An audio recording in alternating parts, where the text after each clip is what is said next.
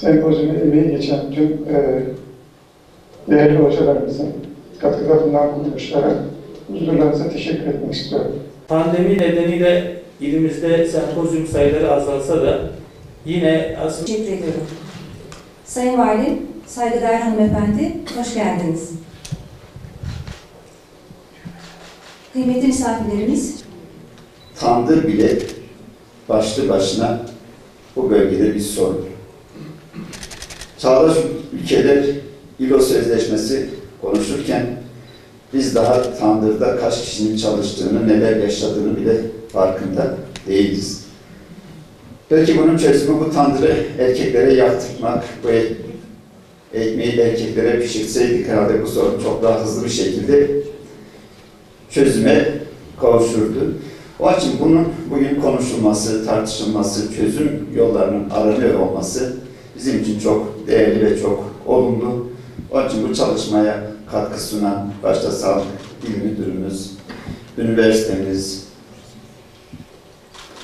araştırma bölge hastanemiz ve katkı sunan Büyükşehir, Edremit, İpek Yolu belediyelerimize, ticaret odamıza hepsine teşekkür ediyorum. Tandırlar hepinizin de bildiği gibi özellikle hem ekmek pişirme anlamında kullanıldığı için yerden yapılmıştır. Yani yer çukur kazılarak yapıldı ve genellikle kadınlar ekmek pişirirken eğilerek ekmek pişirdikleri için maalesef çok trajik olaylar tandıra düşme sonucu yanık nedeniyle gerek ciddi yaralanmalar gerekse de ölümler, vefatlar sık sık az önce Sağlık Müdürümüzün de belirttiği gibi yakın zamanda da yine ilimizde tandıra düşme sonucunda bir vatandaşımız vefat etmiştir. Kendisine Allah'tan rahmet diliyoruz.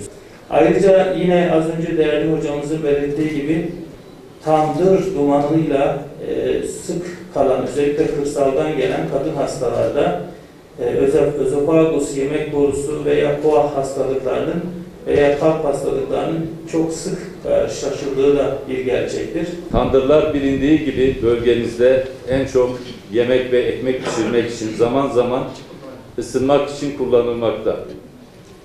Tandırlar, tandır dumanına bağlı ciddi hastalıklara, ayrıca ciddi yanıklara sık sık yol açmaktadır.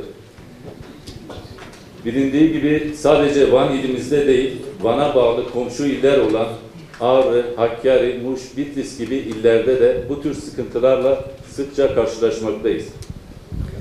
Bölgemizde belli bir yaş üzeri, özellikle de 50 yaş üzerindeki kadınlarda sıkça görülen koah hastalığının en büyük nedenlerinden biri tandır dumanıdır.